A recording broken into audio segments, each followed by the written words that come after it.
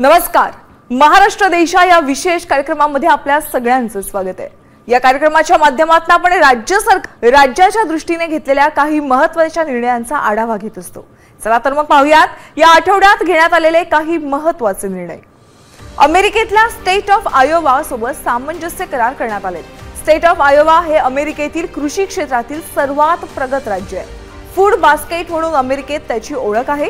Iowa राज्यातील university आणि राज्यातील कृषी विद्यापीठ एकत्रितपणे काम करतील आणि या करारामुळे राज्यामध्ये कृत्रिम बुद्धिमत्ता आधारित शेती, कृषी तंत्रज्ञान, व्यावसायिक प्रशिक्षण आणि कौशल्य, जीवतंत्रज्ञान यांसारख्या क्षेत्रामध्ये नव्या संधी निर्माण होतील.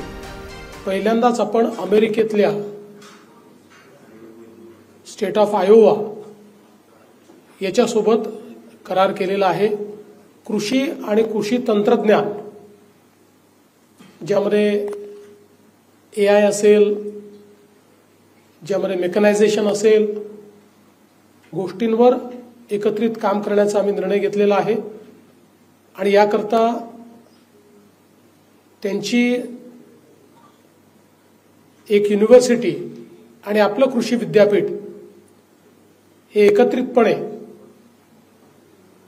काम करतील आणि बेस्ट टेक्नॉलॉजीज या भारतामध्ये कशा आणता येतील त्याचा प्रयत्न आपण करू. राज्यात विविध ठिकाणी उद्योग, माहिती तंत्रज्ञान, अन्न प्रक्रिया उद्योग, गोदामे, डेटा सेंटर आणि लॉजिस्टिक हब प्रकल्प उभारणीसाठी 1,08,599 कोटी गुंतवणुकीचे सामंजस्य करार करण्यात आले. यातना 47,000 रोजगार उपलब्ध होणार आहेत.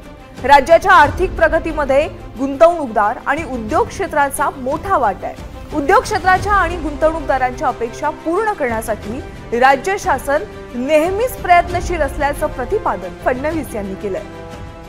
महाराष्ट्राच्या विविध भागांमध्ये 1,08,599 कोटीची गुंतवणूक आणि 47,000 लोकांना रोजगार याचे करार आज आपण या ठिकाणी केले. वळूयात पुढच्या बातमीकडे. नागरिकांना शासकीय सेवा आणि योजनांचा लाभ सहज आणि सुलभ पद्धतीने मिळावा यासाठी राज्य सरकारनं आपले सरकार 2.0 या पोर्टलची घोषणा केली आहे. शासनाच्या सर्व सेवा आणि योजनांचा लाभ आपले सरकार या पोर्टलवर देण्यात यावं असे निर्देश मुख्यमंत्री देवेंद्र फडणवीस यांनी दिले. महाराष्ट्रासह देशातील लाखो भाविकांचं श्रद्धास्थान असलेल्या अष्टविनायकांच्या मंदिर परिसरात सुरू असणारी विकासाची कामं वेळेत आणि दर्जेदार पद्धतीने पूर्ण करण्यात यावीत असे आदेश उपमुख्यमंत्री अजित पवार यांनी दिले. या विकास आराखड्याअंतर्गत काम करताना मंदिरांच्या मूळ आराखड्याला कोणताही धक्का न लावता प्रत्येक कामात हेरिटेज टच कायम राखावा अशा स्पष्ट सूचनाही देण्यात आल्या. वळूयात पुढच्या बातमीकडे. वीज पुरवठा आणि एकूणच ऊर्जा क्षेत्रातील कामगिरीत महाराष्ट्रानं बाजी मारली आहे. देशात पश्चिम विभागातील राज्यांमध्ये महाराष्ट्रानं या बाबतीत अव्वल स्थान पटकावलंय. यासाठी मुख्यमंत्री देवेंद्र फडणवीस यांनी राज्याचा ऊर्जा विभाग आणि या क्षेत्रात कार्यरत कंपन्या, विविध यंत्रणांचे तसंच राज्यातील वीज ग्राहकांचं अभिनंदन केलंय. या मानांकनामुळे महाराष्ट्राची ऊर्जा क्षेत्राची वाटचाल योग्य दिशेने सुरू असल्यावर शिक्कामोर्तब झाल्याचं देखील मुख्यमंत्र्यांनी म्हटलंय.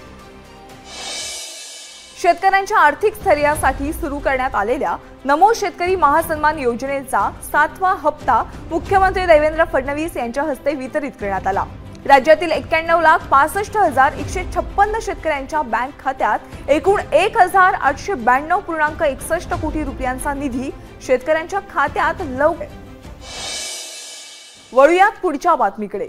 शिवडी ते वरळी उन्नत मार्गावरील एल्फिस्टन ब्रिज परिसरातील बाधित 2 इमारतींमधील रहिवाशांचं पुनर्वसन त्याच परिसरात माडाच्या उपलब्ध सदनिकांमध्ये करण्याचा प्रस्ताव उपमुख्यमंत्री एकनाथ शिंदे यांनी मान्य केलाय.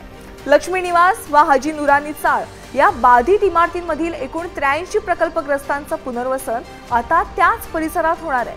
उपमुख्यमंत्री एकनाथ शिंदे यांनी हा प्रस्ताव मान्य केल्यामुळे बाधित इमारतींमधील रहिवाशांना आता दिलासा मिळणार आहे. तर महाराष्ट्र देशा या विशेष कार्यक्रमामध्ये पुन्हा भेटूयात. तोपर्यंत नमस्कार.